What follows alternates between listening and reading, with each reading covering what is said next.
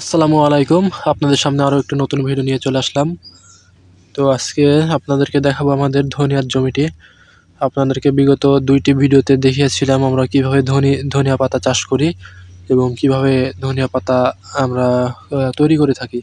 তো যারা ভিডিওটি দেখেননি তারা অবশ্যই বিগত ২টি ভিডিও দেখে আসতে পারেন। আমরা একদম রোপণের সময় থেকে এই যে আজ পর্যন্ত প্রায় ২৪ দিন হচ্ছে আমাদের ধনিয়াটি রোপণ করা। তো দেখতে পাচ্ছেন গাছগুলো কত বড় বড় হয়ে গেছে, অনেক বড় বড় হয়ে গেছে ২৪ দিনের মাথায়। তো আপনারা জেনে থাকবেন, আমি আপনাদেরকে বিগত কয়েকটি ভিডিওতে বলেছি যে ধনিয়া পাতা ব্যাপক লাভবান হবেন যদি ভালোভাবে চাষ করতে পারেন।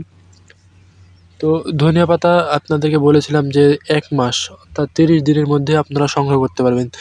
যেই দিনে আপনারা রোপণ করবেন বা লাগাবেন তার ১ মাসের মধ্যে আপনারা সংগ্রহ করতে পারবেন এবং বাজারজাত করতে পারবেন। সর্বোচ্চ ১ মাস, এর আগেও হয়ে যাবে। অনেকে ২৫ দিন ২৪ দিনও হয়ে যাচ্ছে যারা ঠিকমতো সার ব্যবহার করছে। তো গাছগুলো দেখুন, গাছগুলো কি পরিমাণে আমরা সংগ্রহ করার মতন হয়ে গেছে, গাছগুলো কি পরিমাণে বড় হয়ে গেছে।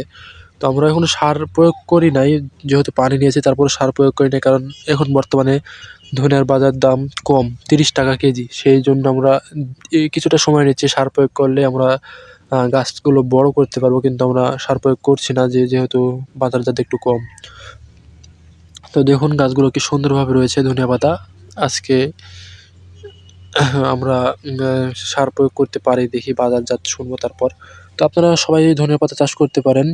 ধনিয়া পাতাতে প্রচুর পরিমাণে লাভ হয়, ১ মাসে যেহেতু হয়ে যায়। আর কি জাত লাগাবেন সেটাও আমি আপনাদেরকে রিলস ভাবে দেখিয়েছি। আবার কীভাবে চাষ করতে হয় তাও আপনাদেরকে বিগত ভিডিও জানিয়েছি। তো যারা ভিডিও দেখেননি তারা অবশ্যই জেনে আসবেন। আর আজকে ২৩শে নভেম্বর। তো ২৩শে নভেম্বর আমরা খুব জোর আর ৫ দিন। ৫ দিনের মধ্যেই আমরা ধনিয়াটি সংগ্রহ করবো। আমরা লাগিয়েছিলাম ২৮শে অক্টোবরে। আমরা ধনিয়াটি লাগিয়েছিলাম ২৮শে অক্টোবর, আজকে ২৩শে নভেম্বর। তো এখনও ৫ দিন আছে এই মাসে। তো ৫ দিনের মধ্যে আমরা সব সংগ্রহ করে ফেলবো ইনশাআল্লাহ। তো আপনারা ধনিয়ার জমি সম্পর্কে কোনো তথ্য জানতে চাইলে অবশ্যই আমাকে কমেন্ট করবেন। এর আগেও আপনাদের কাছে ভালো রেসপন্স পেয়েছি। তো আশা করছি ভালো রেসপন্স পাবো। আপনারা সবাই একটু কমেন্ট করবেন প্লিজ, দয়া করে কমেন্ট করবেন। তাহলে আপনাদের বিভিন্ন তথ্য সম্পর্কে জানতে পারবেন ইনশাআল্লাহ।